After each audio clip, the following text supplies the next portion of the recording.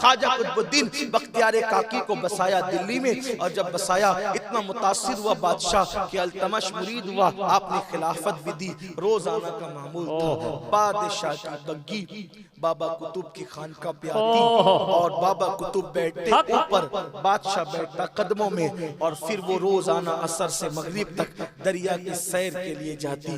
وہاں کے لوگ جو پہلے سے بابا قطب سے پہلے دلی میں رہتے تھے، جب قطب الدین بختیار کاکی آئے، ان کو حسد ہو گیا وہاں کے ظاہری علم والوں کو کہ یہ آیا جب سے اس نے تو ہمارا سب سپڑا صاف کر دیا۔ اب بادشاہ کی توجہ ہماری طرف اتنی نہ رہی، بادشاہ ادھر ہی متوجہ رہتا ہے، مرید ہو گیا، نیچے بیٹھتا ہے، ان کو اوپر بٹھاتا ہے۔ سوچا ایک کام کرتے ہیں، ان کو دلی سے بھگاتے ہیں، دلی سے بھگاتے ہیں، دلی سے بھگاتے ہیں۔ ہاں کون کر رہا تھا؟ وہ سب تدبیریں کر رہے تھے، دلی سے بھگاتے ہیں۔ کیسے بھگائیں گے؟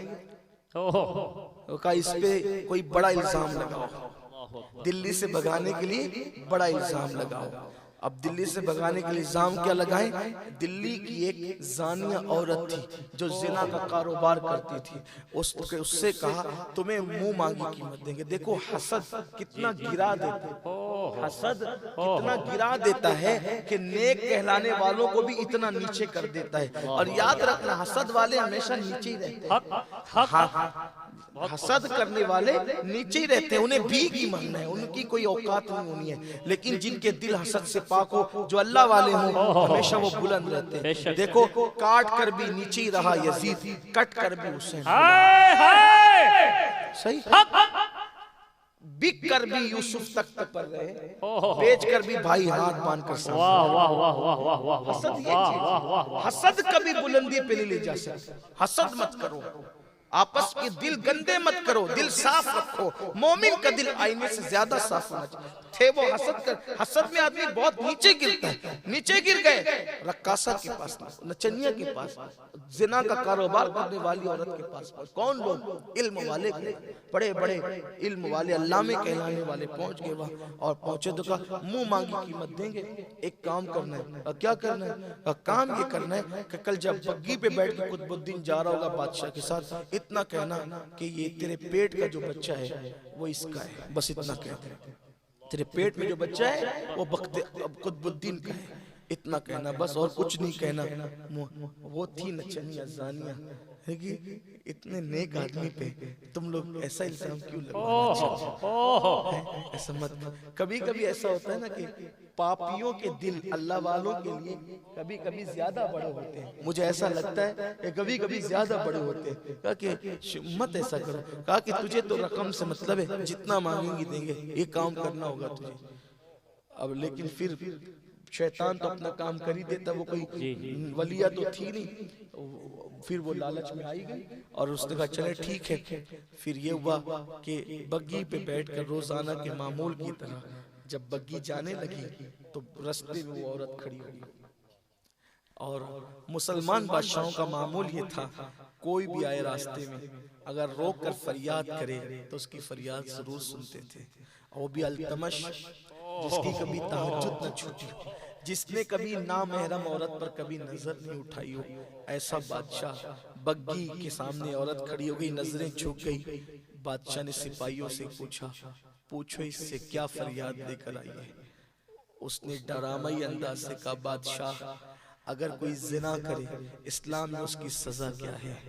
بادشاہ نے کہا اس بدبخت کو اگر شادی شدہ ہے تو سنگسار کیا جائے گا، پتھروں سے اس کو ہلاک کیا جائے گا، اور اگر شادی شدہ نہیں ہے تو اس کو کوڑے لگائے جائیں گے۔ بادشاہ یہ سزا صرف عوام کے لیے ہے یا خواص کے لیے بھی ہے؟ بادشاہ نے کہا ہمارے ہاں کوئی عوام و خواص نہیں ہے، اللہ کے قانون کی زد میں کوئی بھی آئے گا اسے سزا دی جائے گی۔ اللہ کے یہاں دو نہیں ایک ہی قانون ہے، جو بادشاہ کے لیے وہی رعایا کے لیے، جو رعایا کے لیے وہی بادشاہ کے لیے۔ تو کہا پھر کیا خیال ہے تیرے اس پیر کے بارے میں جو بڑا نیک اور متقی بنا بیٹھا رہتا ہے اور وہ ہمارے یہاں کر کے زنا کرتا ہے؟ بادشاہ تجھے معلوم ہونا چاہیے کہ یہ مکار آدمی ہے مکار جو تیرے سامنے متقی بنتا ہے، اور وہ تو میرے ساتھ کئی بار منہ کالا کر چکا ہے، اور اس کا بچہ میرے پیٹ کے اندر ہے، میں اس وقت تو ماں بننے والی ہوں۔ سرکار قطب الدین بختیار کاکی نے یہ سنا تو سننے کے بعد اس عورت کو کبھی دیکھا ہی نہیں تھا، کبھی تصور بھی نہیں تھا، دماغ چکرانے لگا، کچھ سجھائی نہیں دیتا تھا، آنکھوں کے سامنے اندھیرا آنے لگا۔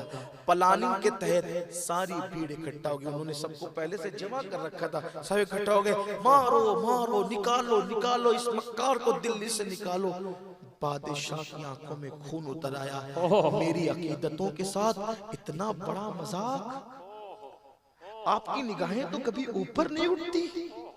میں آپ ہمیشہ آپ کی موجودگی، میں نے آپ کو اوپر بٹھایا، میں نیچے بیٹھا یہ سوچ کر کہ آپ آل نبی ہو، آپ عالم دین ہو، آپ متقی پرہیزگار ہو، آپ قرآن کا علم رکھتے ہو، اتنا بڑا ڈھونگ رچایا آپ نے میرے ساتھ، عقیدتوں کا اتنا ناجائز فائدہ اٹھایا، یہاں تو کچھ سجائی نہیں دے رہا تھا، کیا سوائی پیش کریں، کیا کہیں؟ بادشاہ یہ بھی کہہ گیا آپ سے امید نہ تھی، اس لئے کہ میں آپ کو متقی کے سوا کچھ نہیں جانتا، بس قریب تھا آبرو چلی جاتی، قریب تھا آبرو چلی جاتی، قریب تھا سزا ملتی، قریب تھا کوئی بات نہ مانتا، قریب تھا دلی سے نکال دیے جاتے۔ بختیار کاکی نے سوچا کیا کروں، کس کو بلاؤں، کس کو پکاروں، پیر تو دنیا سے وصال کر چکے ہیں، لیکن یقین مضبوط تھا، پوری ہمت کی، آنکھوں کے سامنے اندھیرا چھایا تھا، اجمیر مقدس کی طرف رک گیا، خواجہ مجھ پر کرم کرنا، دلی میں آپ نے بسایا ہے، بچائیں گے آپ ہی، آپ نے بسایا آپ ہی بچائیں گے، میرے مرشد اس الزام سے اب مجھے آپ کے سوا کوئی نہیں بچا سکتا، بس اتنی فریاد کرنی تھی، گویا کہ یوں کہا ہو بگردابے بلا افتاد کشتی، ضعیفانو شکستہ رات و پشتی، بھاگ کے خواجہ عثمان ہارون، مدد کن یا معین الدین چشتی، مدد کن یا معین الدین چشتی، مدد کن یا معین الدین چشتی۔ اتنا کہنا تھا کہ لوگوں نے اپنے ماتھے کی آنکھوں سے دیکھا، اپنے عصا سے کوئی بھیڑ کو ہٹا دیا، اپنے عصا سے، اپنے عصا سے کوئی بھیڑ کو ہٹاتے ہوئے آ رہا ہے، لوگوں نے توجہ کی تو وہ کوئی اور نہیں تھے، وہ خواجہ اجمیر چلے آ رہے ہیں، سرکار غریب نواز، تکبیر، نعرہ رسالت، سرکار غریب نواز چلے آ رہے تھے، سب دیکھ کر تعظیماً ہاتھ مان لیتے ہیں۔ غریب نواز نے پوچھا بابا قطب سے مخاطب کیا ہوا؟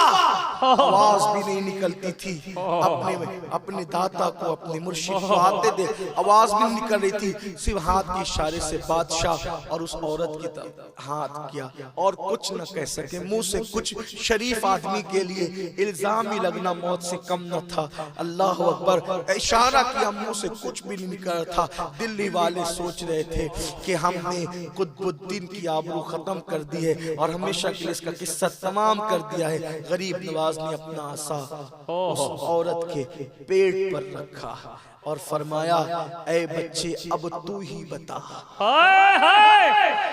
اے بچے اب تو ہی بتا تو کس کی اولاد ہے۔ اس عورت کے پیٹ سے آواز آئی یا غریب نواز، آپ کا مرید و خلیفہ تو اللہ کا ولی ہے، یہ فلاں یہ فلاں نے میری ماں کو پیسے کا لالچ دے کر ان پہ الزام لگوایا ہے، اور آپ کا مرید تو پاک دامن ہے۔ جب پیٹ سے آواز آئی تو سارا معاملہ کلیئر ہو گیا، حضرت بختیار کاکی کی عزت میں اور اضافہ ہو گیا۔ اب بادشاہ نے کہا جب نام سامنے آ گئے اب ان کو سزا دی جائے، لیکن ابھی یہ معاملہ ہو ہی رہا تھا، لوگوں نے کہا فیصلہ کس نے کیا؟ غریب نواز کہاں گئے؟ لوگوں کی نگاہوں سے اوجھل ہو گئے۔ یہ میرے خواجہ کی شان ہے، خواجہ ہند وہ دربار ہے آلہ تیرا، کبھی محروم نہیں مانگنے والا تیرا۔ اللہ ہمیں ان آقاؤں کی دہلیز سے، ان کی چوکھٹ سے وابستہ